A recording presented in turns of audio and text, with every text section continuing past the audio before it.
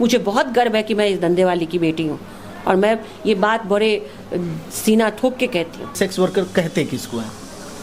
Sex worker की जो बेटियां होती हैं उनको भी सेक्स वर्कर क्यों कहा जाता है? बिहार की बात करते हैं तो 16 लाख कुछ 2011 का आंकड़ा है, तो अभी तो वो बढ़ गया होगा ना सेक्स वर्करों का। अब आप जहाँ बैठे हैं ये चतुर्भुज स्थान का ही एक रेड लाइट एरिया का घर है, ठीक है। मेरा बचपन यहीं बीता, मैंने यहीं से स्कूल गई, यहीं पे पुलिस रेड देखा, यहीं पे लोगों की गालियां सुनी, यहीं पे छुप के रहे, यहीं पे पुलिस से भागे भी। सेक्स वर्कर की शादी होती है, इस इलाके के बच्चे को कोई पूछने वाला नहीं है कि बेटा तेरा सपना क्या है। जो बात है कि राजा का बेटा राजा होगा, धोबी का बेटा धोबी होगा, ये जो ग्राफ उधर नहीं है तो इधर कहाँ से होगा? पुलिस की डर से आपने भी भागा है? बहुत बार। माँ अपने बच्चे के लिए कोई भी कसौटी पार कर सकती है, तो देह व्यापार वाली क्यों नहीं कर सकती है? जो भागती भी है तो इसके लिए नहीं कि पुलिस उसको पकड़ेगी, कि मेरे बच्चे को फिर 2 दिन खाना कौन खिलाएगा।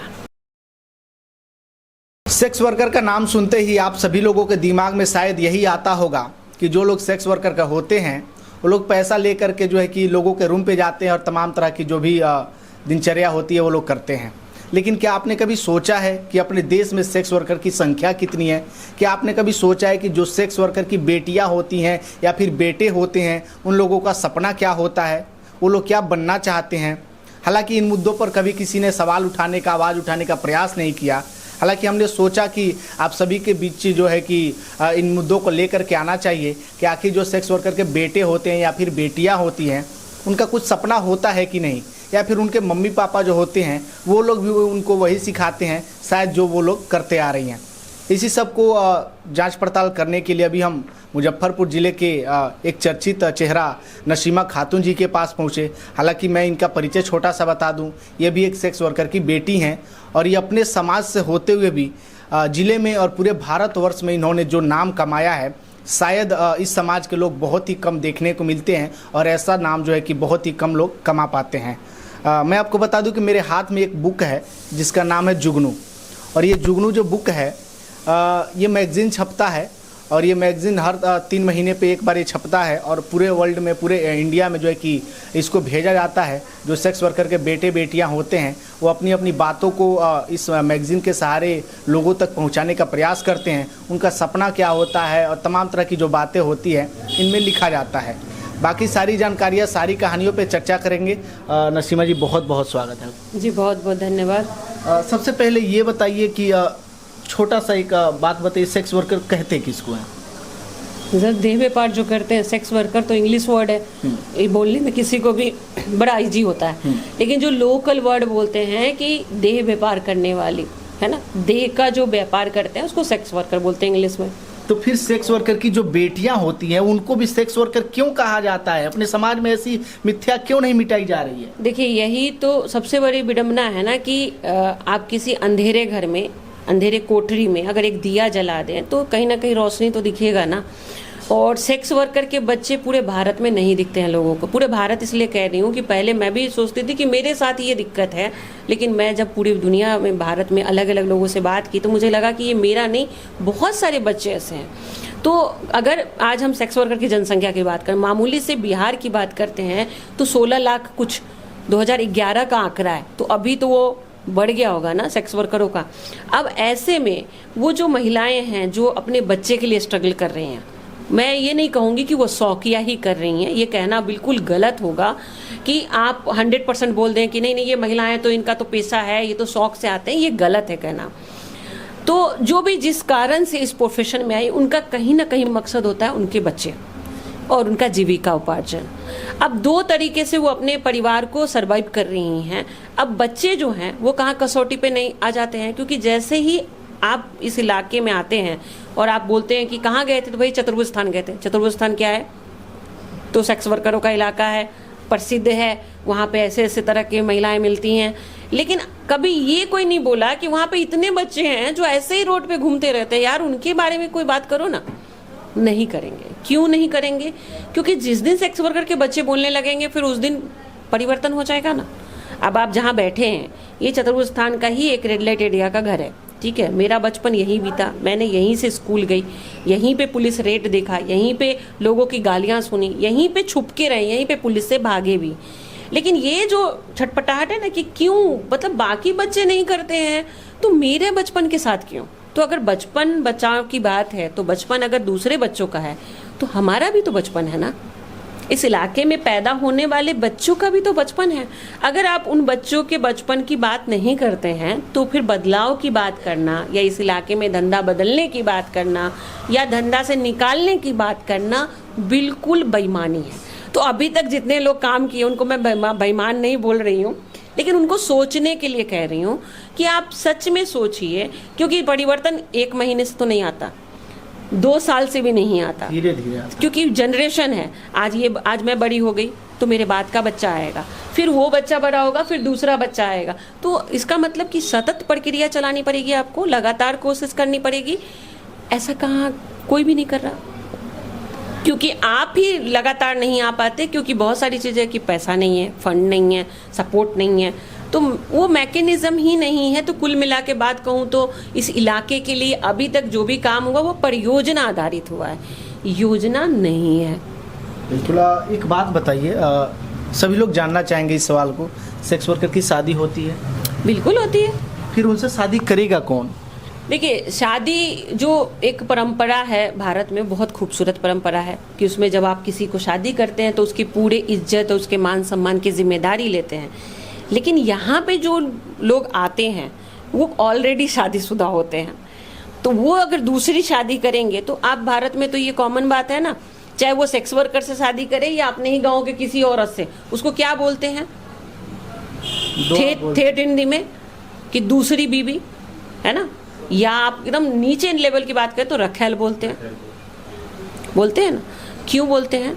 क्योंकि दूसरे का दर्जा, दूसरे का ही दर्जा लोग रखते हैं। तो इस इलाके की महिलाएं दुल्हन भी बनती हैं, उनको शादी भी होती है, उनको पति भी मिलता है, लेकिन वो सम्मान और वो प्यार नहीं मिलता जो बाकी लोग को मिलता है। तो अब इस इलाके में जब उन महिलाओं को वो चीज़ नहीं मिला तो अब बताइए वो अपनी बेटियों को कहाँ शादी करेंगी?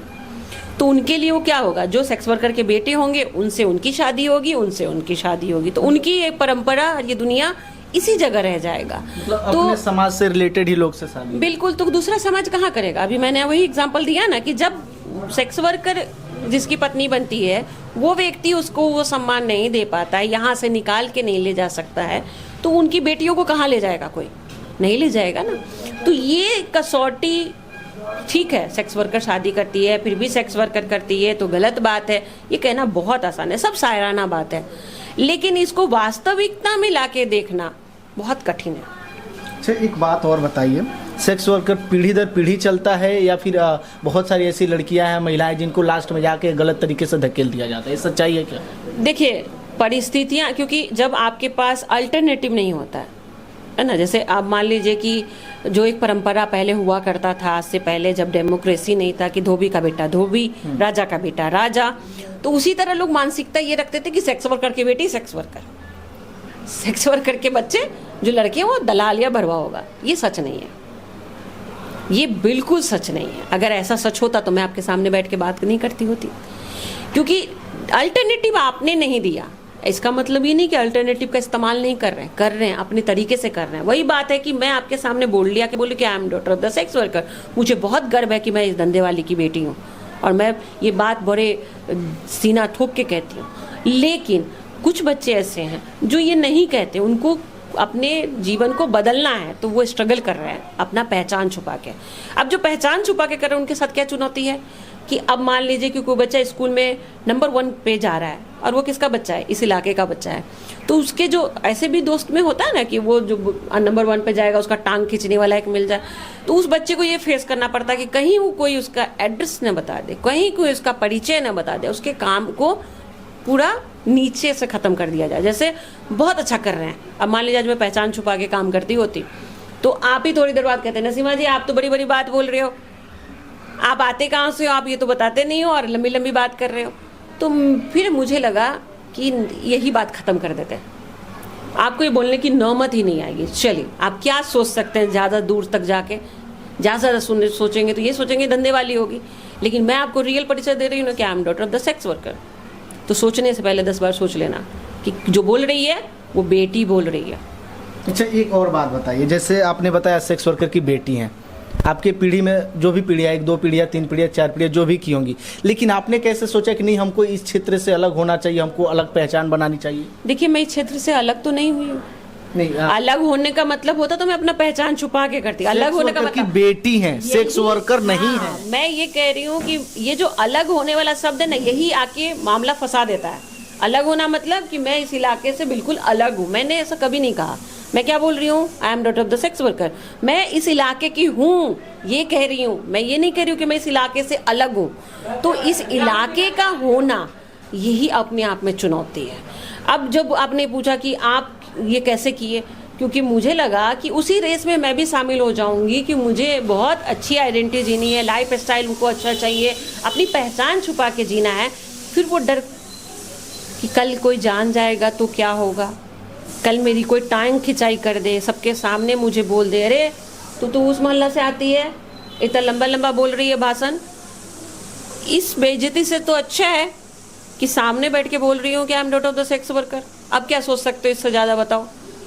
मेरी माँ देह व्यापार की है, आतंकवादी नहीं है। उन्होंने किसी के घर में जाके बम नहीं पटका है और ना ही किसी से भीख मांगने गई हैं।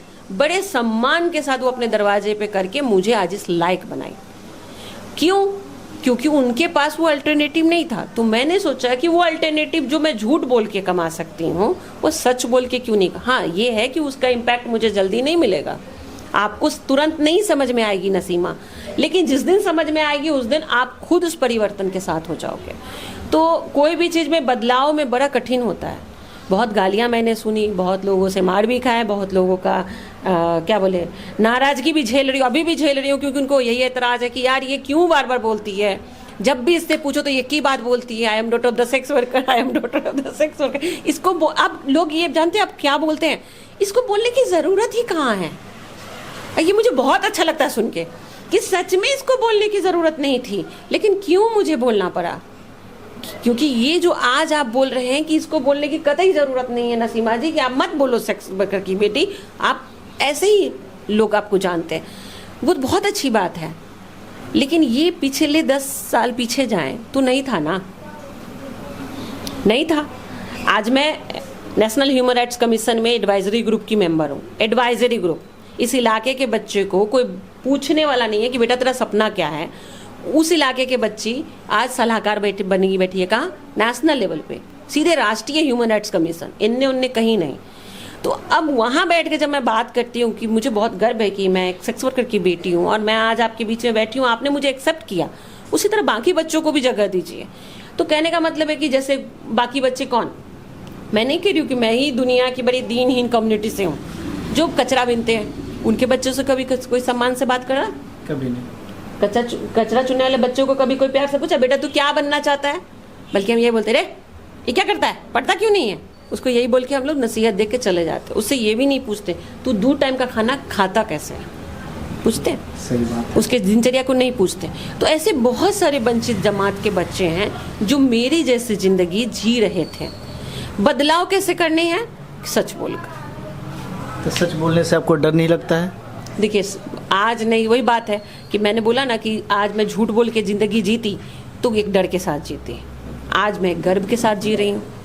तो डर और गर्व में थोड़ी देर की दूरी है। आप झूठ पे गर्व कर सकते हो मगर वो झूठा गर्व होगा, लेकिन गर्व पे गर्व करना ये बहुत कम नसीब होता है। अब मुझे भी नहीं पता था, मुझे आज भी यकीन नहीं है कि वाकई मैं कुछ कर रही हूँ। मैं तो यही बोलती हूँ कि मैं कुछ भी नहीं करती सिवाय इसके बोलने के कि I am daughter of the sex worker. मेरा एक ब्रांड नेम है daughter of the sex worker. और अभी मुझे बहुत गर्व इसलिए होता है क्योंकि पूरे भारत में अगर कोई भी अपने आप को इस इलाके की बेटी कहलाना, मतलब एक होता है ना कि आपके माँ बाप, जैसे नॉर्मल परिवार में भी मैंने देखा कि आप अच्छे परिवार से आ रहे हैं, आपके माँ बाप ने बहुत स्ट्रगल करके आपको एक पोस्ट पे पहुंचा दिया, लेकिन आपका लोग के क्या बोलते हैं, मैं आज ये पोस्ट पे हूँ, मगर आपने कभी अपने मम्मी पापा को रिकॉग्नाइज नहीं करते हैं कि उनके स्ट्रगल के कारण ये हो। आज मैं किसको रिकॉग्नाइज कर रही हूँ? नसीमा तो है ही नहीं, सेक्स वर्कर है और सेक्स वर्कर की बेटी है, मैं तो हूँ ही नहीं इसमें। मैं उसको रिकॉग्नाइज कर रही हूँ क्योंकि उस औरत ने, उस महिला ने अपने पूरे जीवन, अपना पूरा जिंदगी ध्वस्त कर दिया इस अंतिम छोर पे जाके। किसके लिए? मेरे लिए। चलिए, ये तो रही सेक्स वर्कर से रिलेटेड सारी बातें। अब इनके कार्यों पे थोड़ा चर्चा करते हैं, किस प्रकार से काम करती है और कैसे अपने देश में और अपने पूरे प्रदेश में जो है कि अपना एक अलग पहचान बनाई है, उस पर चर्चा करते हैं। एक समय था जब इन्होंने इनको उम्मीद भी नहीं था कि हम इतने बड़े लेवल पे जा सकते हैं, फिर भी इन्होंने हौसला नहीं हारा और उस हौसला के बदौलत इन्होंने शुरुआत किया जुगनू। ये जुगनू का एक छोटा सा बुक देख रहे हैं, ये एक मैगज़ीन है और उस समय जो है कि संसाधन की व्यवस्थाओं की कमी थी, जिसकी वजह से ये ब्लैक एंड वाइट आता था और ये एक सीमित क्षेत्र का था। कहे तो चतुर्भुज स्थान जो है मुजफ्फरपुर का जो रेड लाइट एरिया है, उन्हीं से रिलेटेड ये जो है कि जुगनू बुक है। और इनके जो बच्चे होते हैं उन बच्चों का क्या सपना होता था कोई नहीं पूछता था, और इन्होंने प्रयास किया, कोशिश किया कि उन बच्चों से बात किया जाए, जानने का प्रयास किया जाए, उनके हौसलों को जाना जाए कि क्या वो आगे कर सकते हैं। तो उन्हीं सब से रिलेटेड ये जो है कि जुगनू बुक की शुरुआत हुई और आज ये जुगनू बुक पूरे इंडिया में फैल चुका है और इसकी जब प्रिंटिंग होती है तो ऑल ओवर इंडिया से काफ़ी डिमांड इसके होते हैं और सभी बड़ी बड़ी जो भी कंपनियां हैं, बड़े बड़े जो भी लोग हैं, इस पे रिसर्च भी करना चाहते हैं और जानना भी चाहते हैं कि आखिर ये है क्या। तो इन सभी मुद्दों पे इन्हीं से बात करेंगे। ये जुगनू क्या है, इसके बारे में बताइए।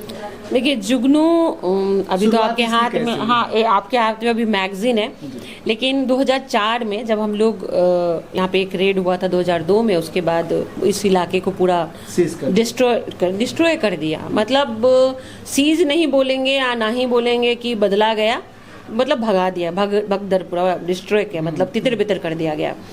तो उस वक्त इस इलाके में जो महिलाएं थे, बच्चे थे, वो भी जेल गए थे। अच्छा। तो फिर बात वही हुई कि जब 8 साल का बच्चा माँ के साथ जेल जाएगा तो उस बच्चे से आप क्या उम्मीद करोगे कि वो बच्चा कल होके कलेक्टर बन जाएगा? नहीं ना बनेगा, कभी नहीं बनेगा, ये इम्पॉसिबल है। तो जब इम्पॉसिबल बात आप सोच रहे हो कि आपका बच्चा जेल जाएगा तो कुछ नहीं बन सकता, तो सेक्स वर्कर का बच्चा कहाँ से अच्छा बन जाएगा? तो हमें लगा कि फिर वही बात, हमारी जिंदगी तो कुत्ते की तरह हो गई, इधर भागो उधर भागो, वो भी नोचेगा वो भी नोचेगा, क्योंकि हम इनके बच्चे हैं। तो जब हम लोग उस समय अपना पहचान बताएंगे, ऐसा कह के सोच लिया, मन बना लिया कि अब सामने वाला चाहे जो भी बोले, हम यही बोलेंगे कि हम इस इलाके की बेटी हैं, मेरी माँ धंधे वाली है। तो बहुत लोग जब सुनते थे हमारे मुंह से तो ये बोलते थे, अच्छा जो तुम धंधा कर रही हो ना बहुत बढ़िया है। अरे कौन सा धंधा?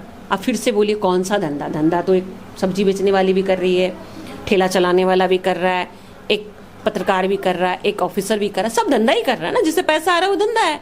तो आप मुझसे कौन से धंधा की बात कर रहे हैं? तो शब्द जो है सेक्स वर्कर, जो आज बड़ी इजी वे में हम लोग इतने कसीदा के साथ बोल रहे हैं इजीली, वो बोलने में सामने वाले भी हकलाते थे।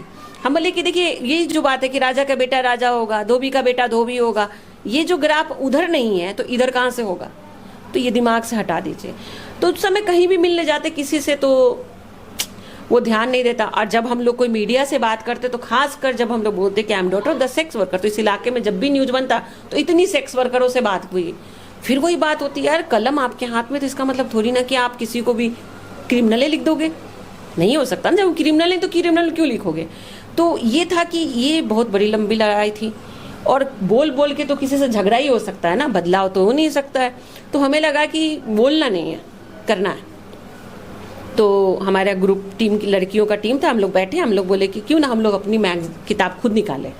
मैं कहा कि क्या बात कर रहे हो बाजी, कैसे निकलेगा अपनी किताब?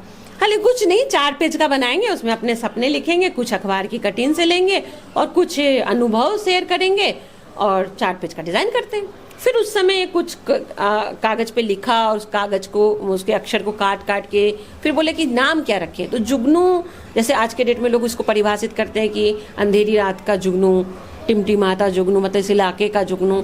उस समय ऐसा कुछ दिमाग में नहीं था। उस समय तो दिमाग में कॉमिक बुक था, चंपा की सब जो है, उस तरह से हमारा भी कुछ नाम हो जो लोग को याद हो जाए। तो जुगनू नाम हम लोग को बड़ा प्यारा लग रहा था, हम लोग जुगनू नाम रख दिया। फिर हम लोगों ने डिज़ाइन करके पहला 4 पेज का निकाला और 4 पेज का निकाला और उसको 5 रुपए हम लोग सहयोग राशि में लोग को देना शुरू किया। फोटोकॉपी था, वो फोटोकॉपी था। तो किसके कारण बनाया?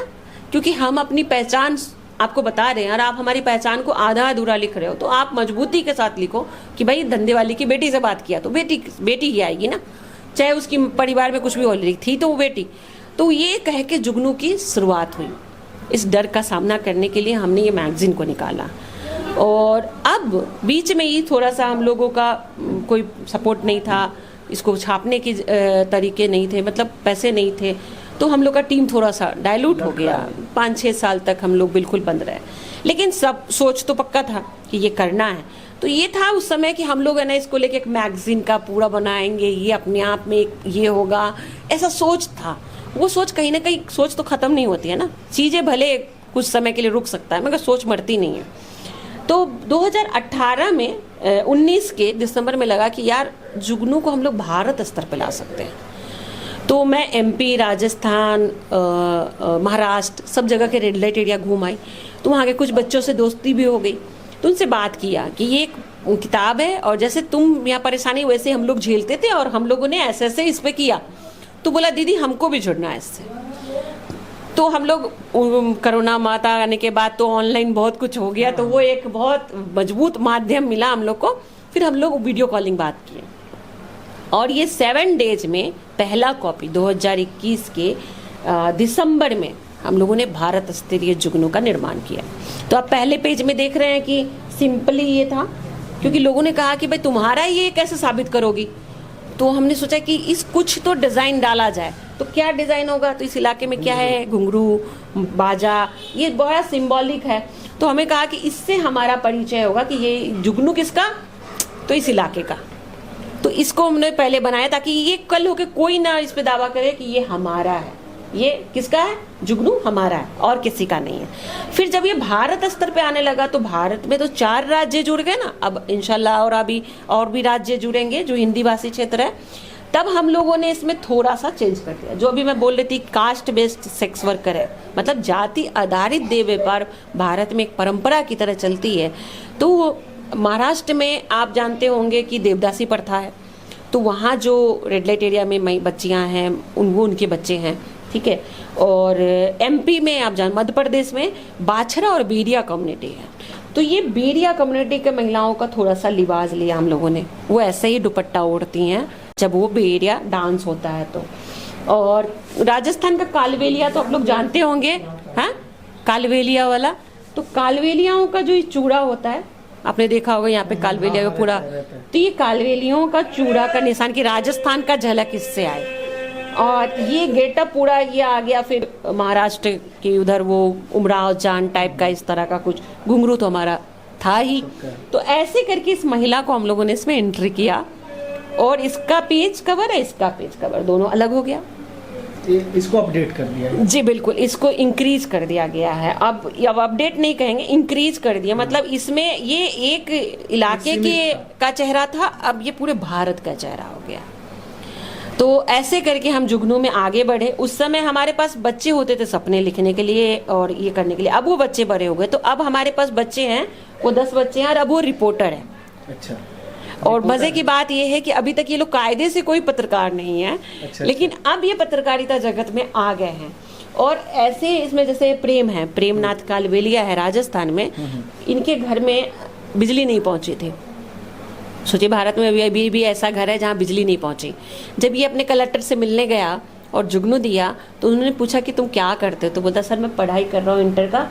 तो कैसे करते हो, तो बोला मैं गौशाला में बैठ के पढ़ता हूँ। तो क्यों, तो मेरे घर में बिजली नहीं है सर। उन्होंने कहा अरे ऐसी कैसे बात हो गई, चलो एप्लीकेशन दो।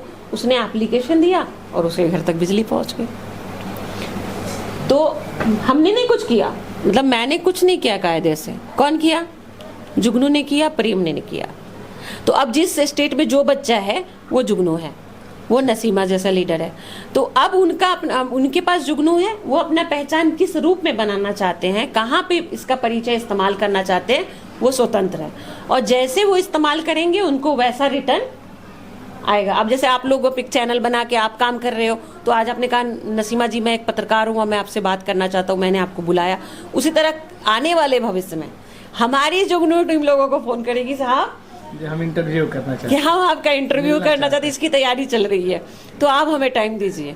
तो अब इसका क्या बेनिफिट है कि आप जो कर रहे हैं वो आपका प्लेटफॉर्म है, लेकिन अब जो हम करने वाले हैं वो पूरे भारत लेवल का प्लेटफॉर्म है। और सबसे बड़ी बात कि ये बिल्कुल कोई पैसा नहीं लग रहा है इसमें, निःशुल्क है पूरा, निःशुल्क है। और ये मैगजीन छपवाने के लिए जिनसे हम लोगों ने हेल्प लिया उनको हमने कहा कि देखिए हमें पैसा नहीं चाहिए, आप प्रिंटर को इतना पैसा दे दो, वो हमें इतना कॉपी छाप के देते हैं। तो अभी हम लोग बस 300 कॉपी, अब हम लोग इसको ऑनलाइन करने की बात में जा रहे हैं, रजिस्ट्रेशन की बात में जा रहे हैं। और सबसे अच्छी बात कि हमारे राष्ट्रीय ह्यूमन राइट्स कमीशन मतलब NHRC ने अभी हम रिसेंटली अभी कुछ दिन एक सप्ताह पहले मैं दिल्ली मीटिंग में गई थी, तो उन्होंने कहा कि इसको अब हम कोशिश करेंगे आगे लाने की।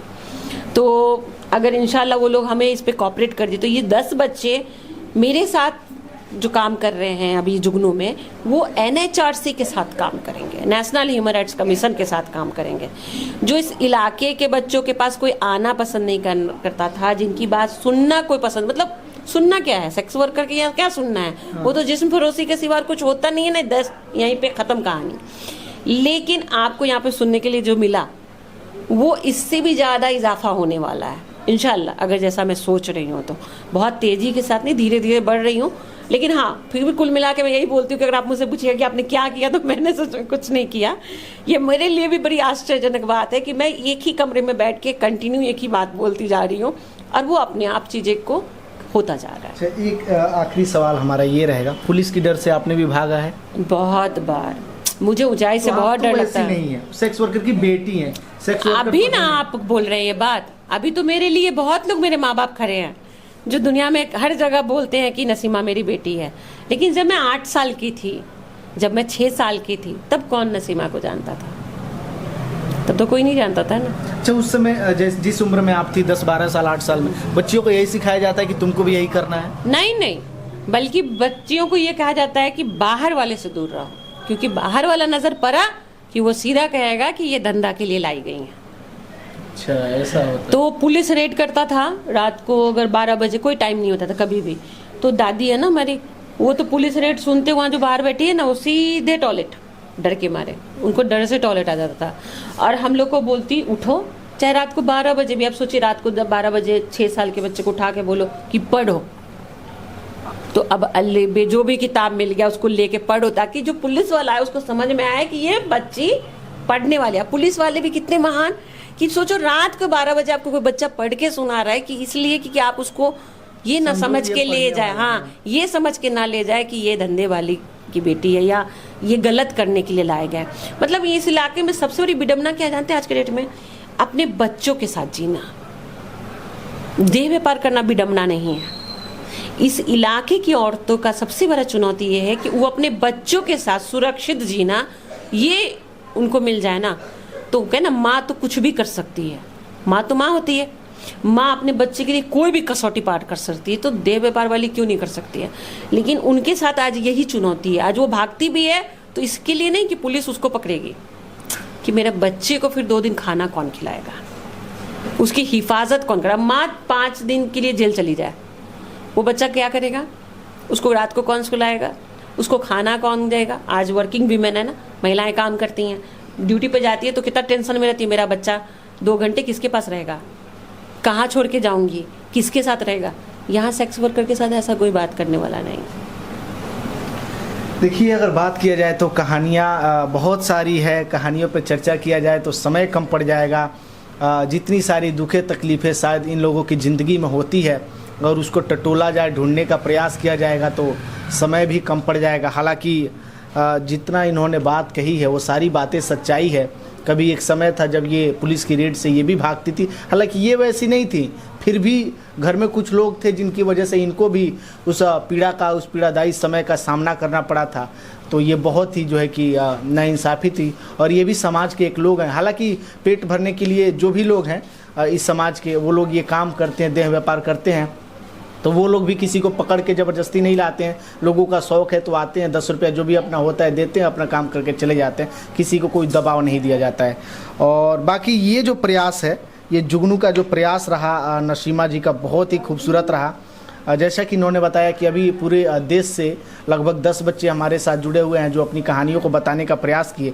धीरे धीरे अगर सब कुछ ठीक ठाक रहा, प्रशासन का और जितने भी अधिकारी हैं सबका मदद मिलता रहा, तो आने वाले समय में इस प्लेटफॉर्म को इतना बड़े लेवल पर लेके जाना है ताकि जो है कि उनके जो बच्चे होते हैं जो है कि उनको एक अलग पहचान मिल सके, और अपने मुजफ्फरपुर ज़िला का और अपने एक छोटे से जो चतुर्भुज इलाका है जिस नाम से इसको जाना जाता है, इस जो है कि वहम को, इस जो है कि छवि को मिटाया जा सके। क्योंकि क्योंकि इसी जो है कि क्षेत्र से ये भी आती हैं। तो कहीं ना कहीं एक छोटा सा प्रयास बहुत ही अच्छा है और ऐसे प्रयास में हम सबको मिलकर के भागीदारी के लेनी चाहिए और ऐसे प्रयास का समर्थन करना चाहिए। बाकी इस वीडियो को शेयर करें ताकि तमाम प्रशासन के पास तक, लोगों के पास तक इस वीडियो को पहुँचाए।